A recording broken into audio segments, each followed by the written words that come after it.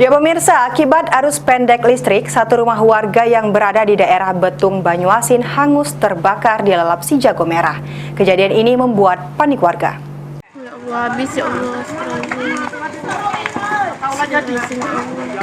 Seperti inilah detik-detik awal kebakaran di Desa Tajamulya, Kecamatan Betung pada Jumat pagi.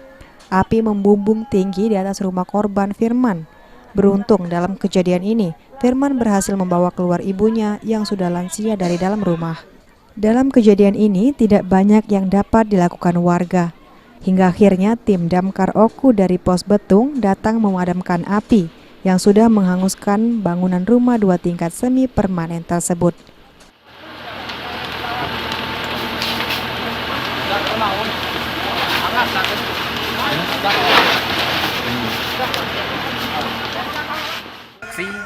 Itu diperkirakan terjadi kebakaran lebih kurang jam 7.45 menit di saat korban sedang di kebun, itu menjaga karet.